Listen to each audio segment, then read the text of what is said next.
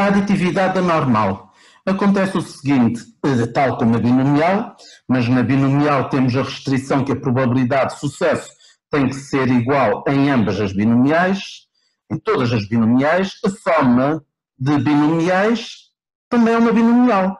Aqui na normal, não vou demonstrar, mas a soma de normais também é uma normal. O caso genérico que aqui está no teorema da aditividade é normais, K normais, mas com um coeficiente de ponderação para cada normal. E aí, então o que é que isto quer dizer? Quer dizer que se xi forem variáveis aleatórias independentes e xi tiver uma distribuição, cada uma delas pode ter uma média μi e um desvio padrão sigma-i, então a soma vai ser, a soma ponderada delas vai ter uma distribuição normal, em que a média vai ser a média ponderada das K variáveis aleatórias independentes normais e a variância vai ser a soma ponderada das variâncias com os coeficientes de ponderação aos quadrados. Depois, é evidente, se a gente ficou aqui com a variância da soma, ou se a gente quer o desvio padrão, mete aqui uma raiz quadrada. Simples. Agora, ainda mais simples, calma, simples, eu digo que é o resultado.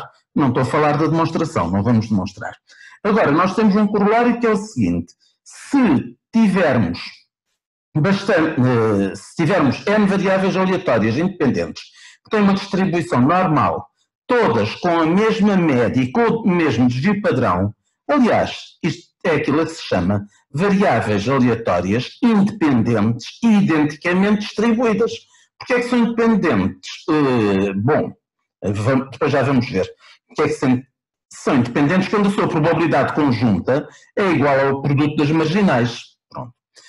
Xi tem uma distribuição normal, ou seja, vamos supor que tem uma média comum que é μ e um desvio padrão comum que é sigma.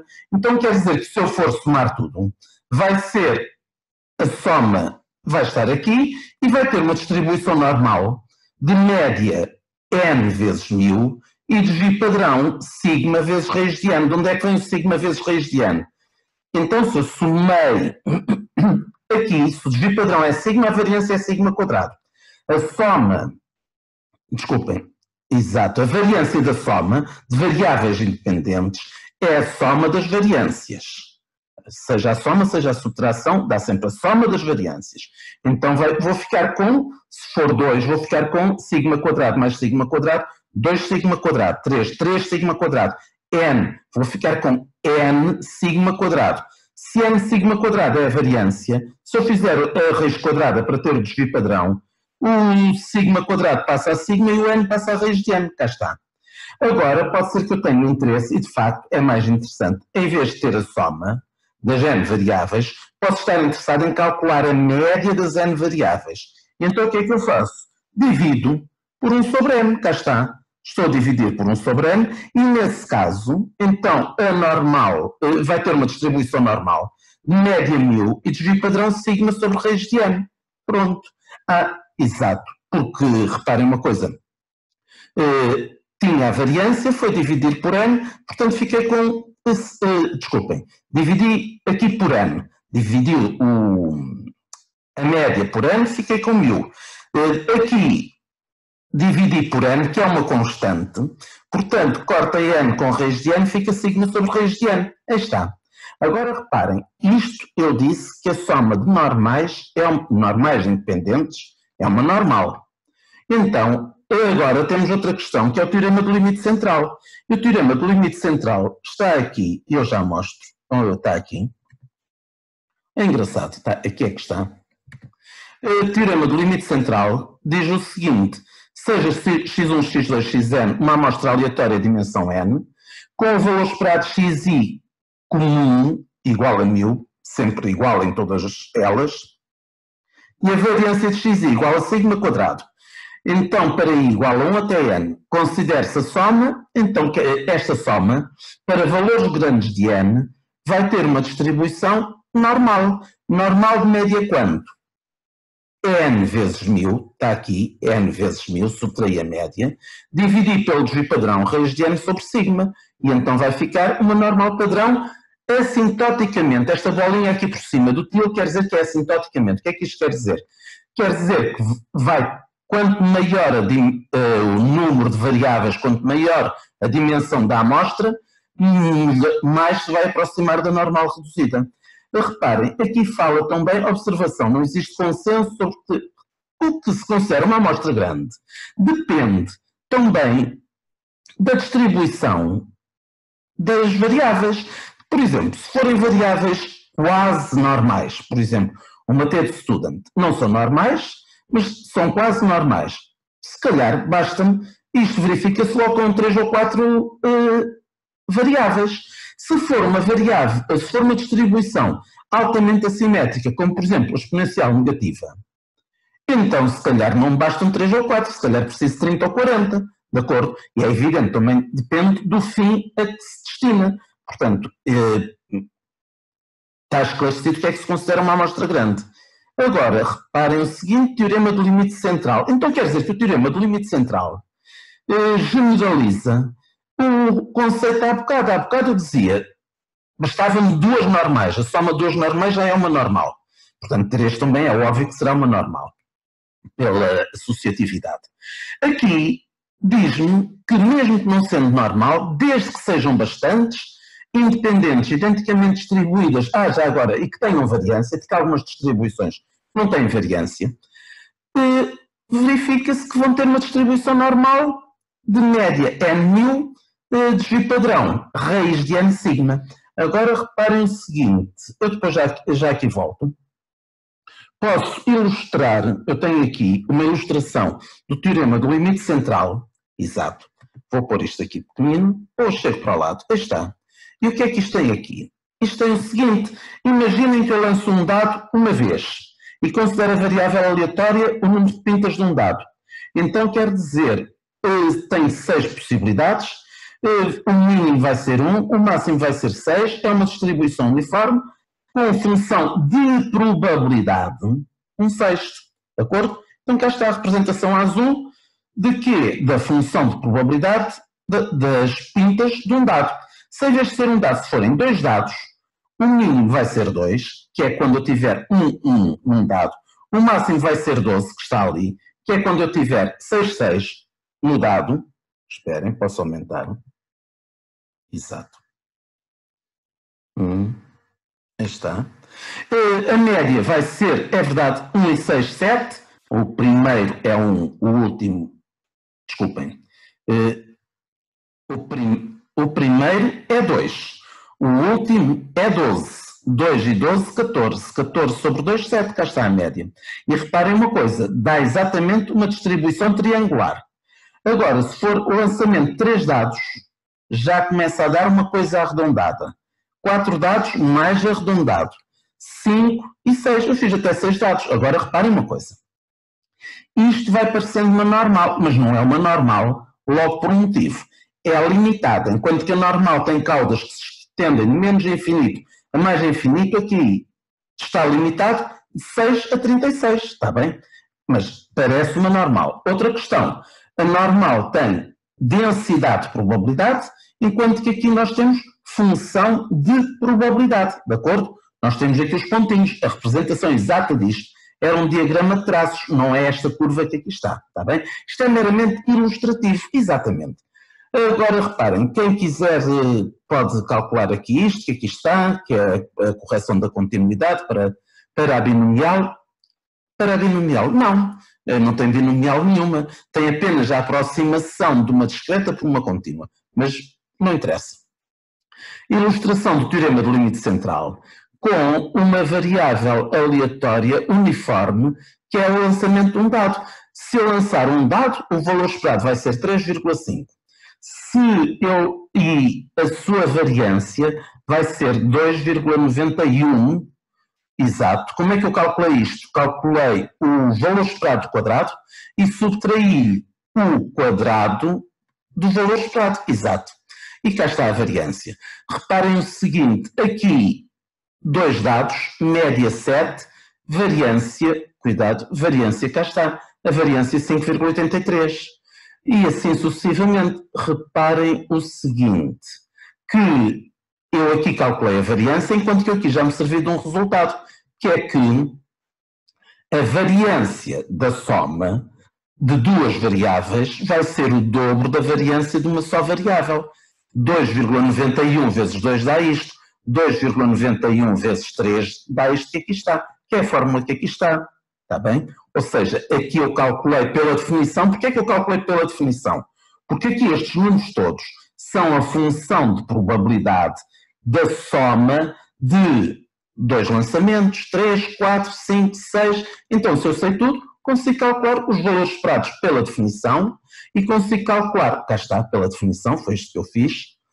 Desculpem, aqui é o valor esperado do quadrado e aqui deve ter o valor esperado, exatamente, o valor esperado da soma do lançamento de 5 dados, pela definição.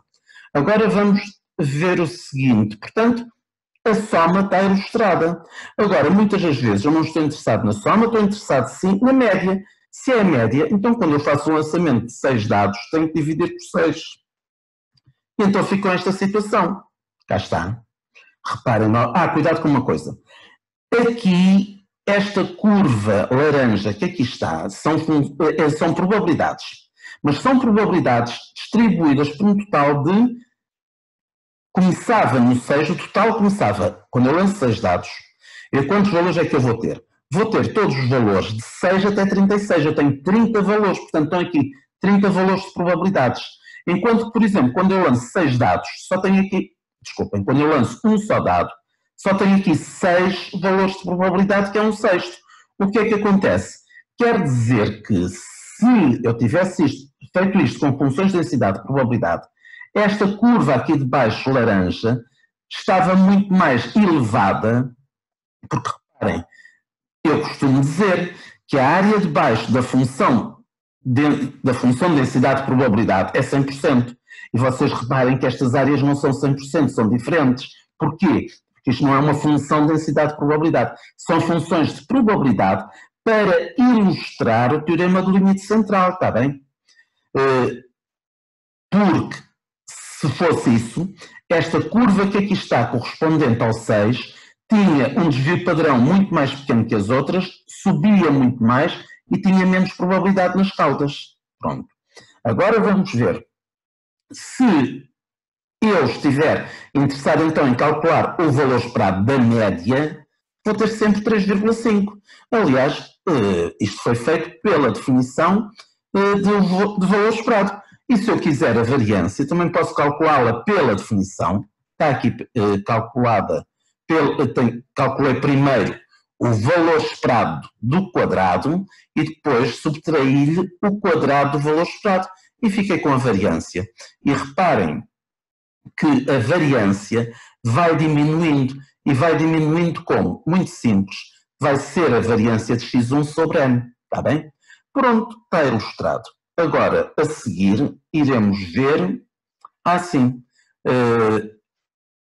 Vamos falar, mas mais daqui a bocado.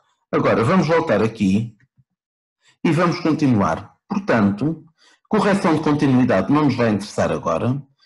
Aproximações também não nos vai interessar. E agora, reparem, cá está a probabilidade, cá está o que nos interessa. Distribuição da média amostral, seja x1, x2, xn, uma amostra aleatória de uma dada população, com média μ e variância sigma quadrado. A média amostral é definida como a média da amostra, que é o somatório de xi a dividir por n. Por exemplo, no caso do lançamento de 2 dados. Então, é ver quanto é que eu tive no primeiro dado, quanto é que eu tive no segundo. Somo e divido por 2. 3 dados, somo os 3 lançamentos, divido por 3. Ora, o que é que nós temos aqui? Aqui diz as propriedades. Quer dizer que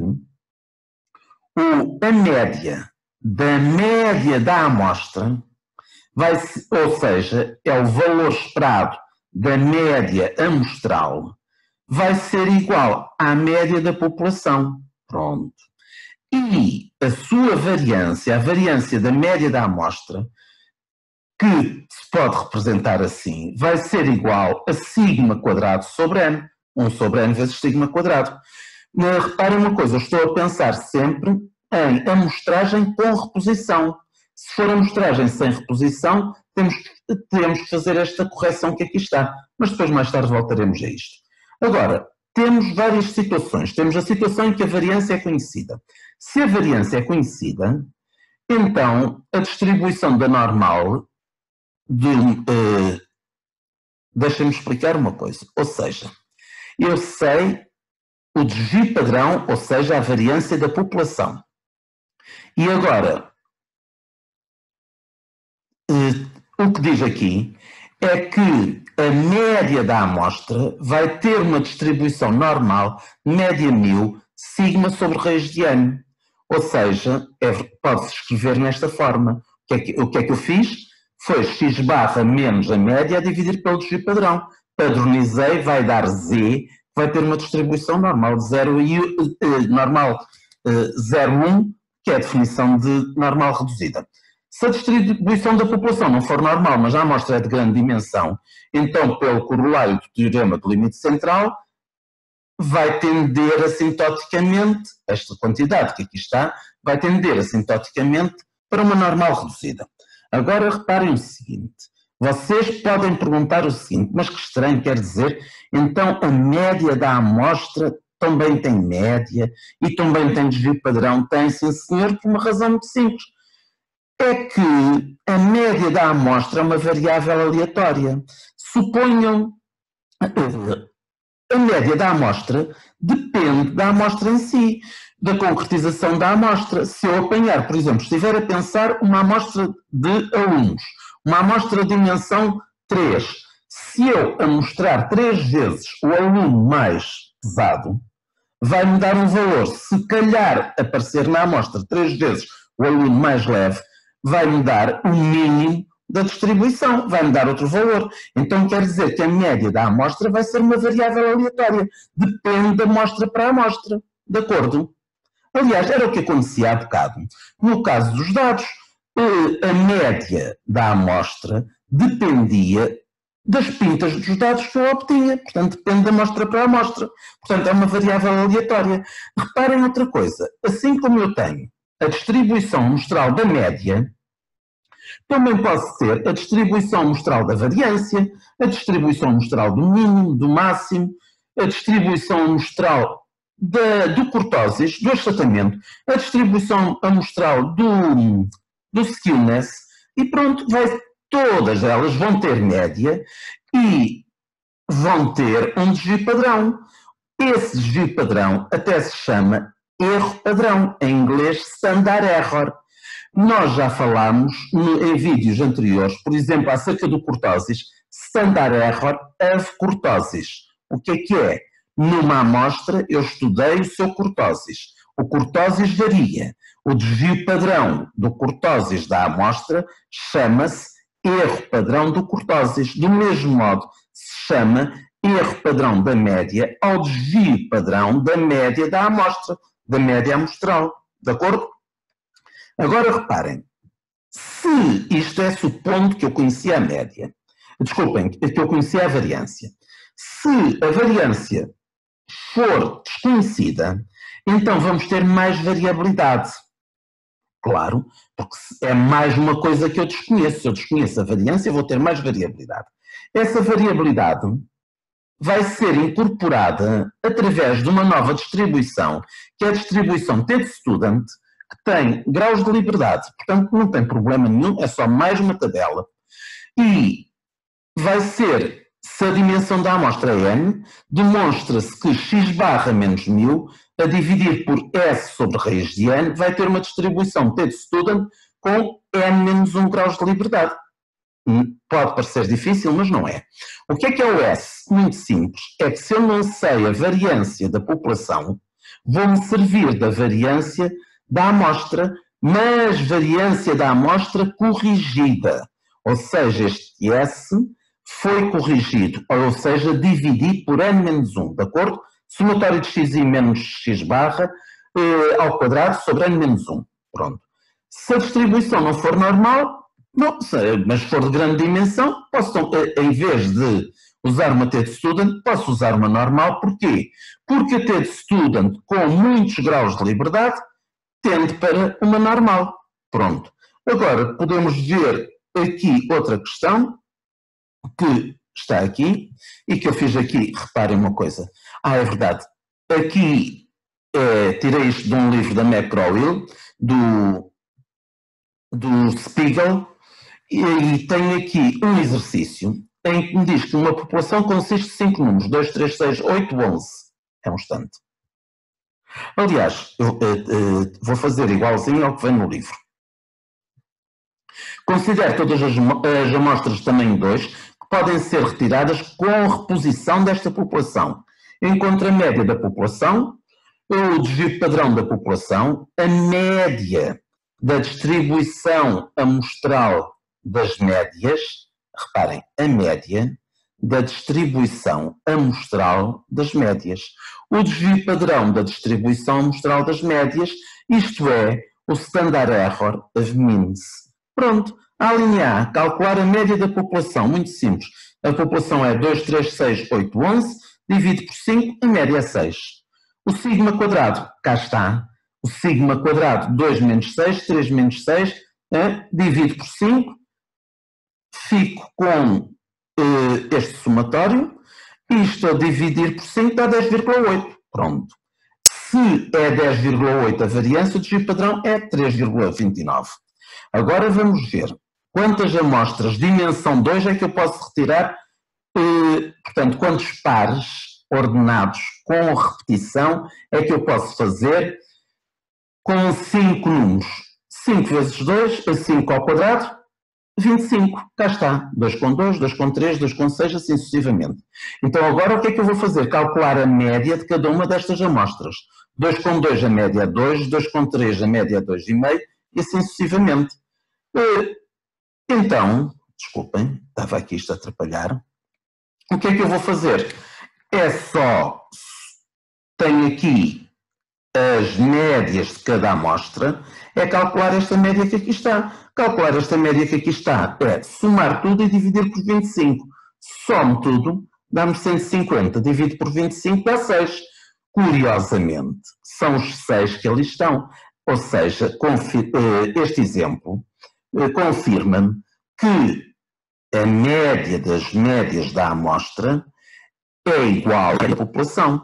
E agora, a seguir, para a variância, eu vou ver se a variância das amostras de dimensão 2 se vão ser sigma quadrado sobre 2, ou seja, se vai ser 10,8 sobre 2, que dá 5,4. Eu venho aqui mais para baixo e está aqui resolvido. Engraçado. Ora, cá está. A variância sigma quadrado de x, como é que eu fazia para calcular? Era subtrair cada uma das médias de 6. 2 menos 6 dava menos 4 ao quadrado, 2,5 menos 6 dava menos 3,5 elevado ao quadrado, somava tudo e ficava com 135. Dividia por 25 e estava a calcular a variância das médias de todas as 25 amostras de dimensão 2 que eu podia fazer e que ia ser igual a 5,4. Cá está. Que era o resultado que eu queria. Se eu tenho a variância, com facilidade arranjo aqui o desvio padrão. Isto ilustra o facto de que para populações finitas com amostragem com reposição, ou então populações infinitas, sigma quadrado, a variância da média da amostra é igual à variância da população sobre n. Aí está. Reparem, isto é o exercício do livro. Eu, como já tinha feito para o caso do lançamento dos dados, fiz aqui exatamente a mesma coisa. Cuidado, porque é que eu aqui fiz só para amostras de dimensão 2? Muito simples, porque se fosse uma amostra de dimensão 3, em vez de eu considerar apenas 3 colunas e 3 linhas, ainda tinha que considerar depois aqui 3 camadas. A camada em que o terceiro valor era 1, depois 2, depois 3, depois 4, depois 5 e 6. E complicava-se e já não tinha tanto interesse eu fazer. Cá está novamente 3,5 é a média da população, em que a população é 1, 2, 3, 4, 5, 6. 3,5 é a média das distribuições, da distribuição amostral das médias. Porquê? Onde é que estão as médias? Estão aqui. 3 com 4 dá 3,5. 3 com 5, 3 e 5, 8, divido por 2 dá 4. Ou seja, aqui eu tenho as 36 médias. Aqui, portanto, o que é que eu tenho aqui? É o somatório disto que eu acabei de selecionar. Esperem. É um instante. Cá está. Vamos já ver. Cá está. De onde é que vem este 3,5? Somatório de todos estes 36 valores a dividir por 36. O que é que isto é? É a média da distribuição amostral das 36 médias. Podia haver nas 36 amostras. Se eu quiser a variância, como é que eu posso fazer? Fiz aqui os quadrados, calculei aqui o valor esperado dos quadrados, cá está, que é somar isto tudo e dividir por 36. E então fiquei com o valor esperado do quadrado. Como eu sei que a variância é igual ao valor esperado quadrado, menos o quadrado dos valores esperados, aqui foi só fazer a subtração. E me foi dar 1,45. 1,45. Quanto é que era a variância inicial? A variância da população era 2,97. Se eu for a ver, o 1,45 é o 2,91 sobre 2. Aí está. Se em vez de eu querer a variância quisesse o padrão, era só fazer a raiz quadrada. Pronto. Agora vamos ver uma coisa. Isto foi para o caso, por exemplo, de eu estar a estudar à altura dos alunos da universidade. Sim, mas também posso ter outra questão, que é averiguar a diferença de médias entre os alunos, entre alunos e alunas. E então o que é que eu tenho? Tenho duas populações. Tenho a população dos alunos e tenho a população das alunas. Então, vamos aqui para o caso da distribuição da diferença de médias amostrais, em que eu vou ter duas amostras aleatórias independentes. Eu gosto mais de chamar aqui à primeira amostra, por exemplo, masculino, e à segunda amostra feminino. Portanto, o que é que nós temos aqui? N1 vai ser a dimensão da amostra masculina, N2 a dimensão da amostra feminina. E agora eu posso estar interessado em ver a distribuição da diferença de médias amostrais. Vamos ver. Então, o que é que vai ser? Se uma tinha distribuição normal, a outra também tem distribuição normal. Desculpem. Se o masculino... vamos ver o seguinte. Eu sei que apenas para o caso masculino vai ter uma distribuição normal. Para o feminino também vai ter normal. Então, se é a diferença das médias, vai ser a diferença de duas normais. Que também é uma normal, com média igual à diferença das médias e variância igual à soma das variâncias. E então é isso que eu tenho aqui já de seguida. O que é que eu fiz? Média. O que é que eu tenho aqui? x1 menos x2, barras, portanto, é a diferença das médias, menos, que tem uma distribuição normal de média μ1 menos μ2, como eu disse, a diferença das duas médias, e variância, a soma das duas, da variância de cada um dos casos. O caso masculino, quanto é que é a variância? Sigma é a variância masculina a dividir pelo n masculino.